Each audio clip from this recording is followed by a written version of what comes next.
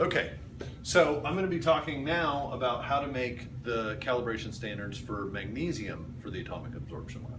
So, whereas with calcium, you had a standard solution of calcium that you use for the water hardness lab, you don't have that for magnesium. And so we need to make that solution more or less from scratch, okay?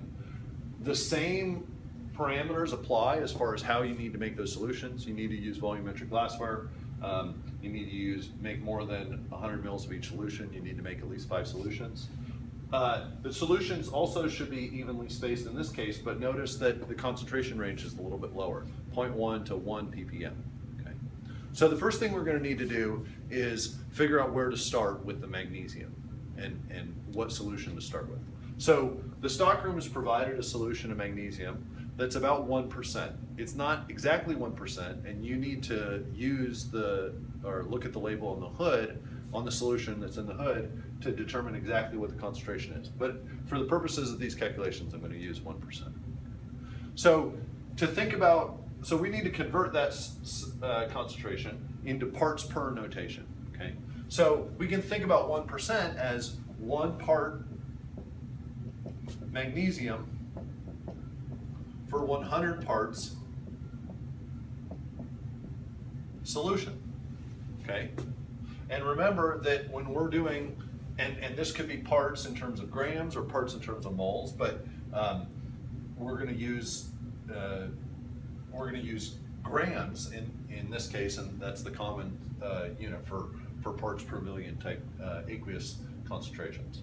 So we've got this unit is on the numerator, 100 is on the denominator, and so to convert this to ppm, we multiply both top and bottom such that on the bottom we'll have 1 million. And so the way to do that is to remember that this is 1 part mg, 1 times 10 to the 2 parts solution. And so if we multiply this by 1, in the sense that we're multiplying both top and bottom by 10 to the 4, then we get 10 to the 6 on the bottom.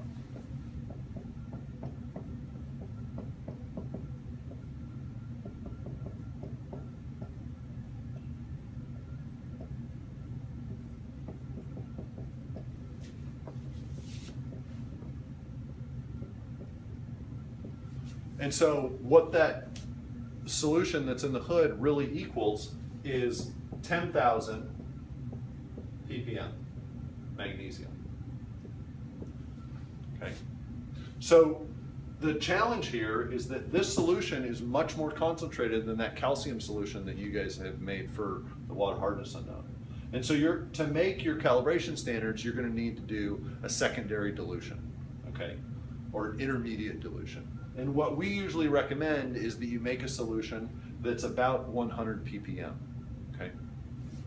So you're gonna make a 100 parts per million solution of this, right? There's a lot of different ways to do that, but it's basically a 1 to 100 dilution, okay? So you could take, using M1V1, you could take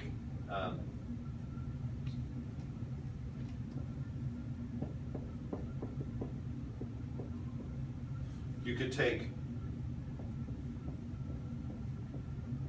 1 mil of this and 100 mils and dilute it to 100 mils, and you'd end up with a 100 ppm solution. Okay? So that's one way to do it.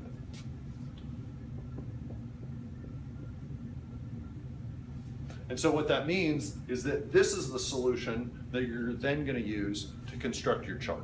And I'll show you how to do that in the next video.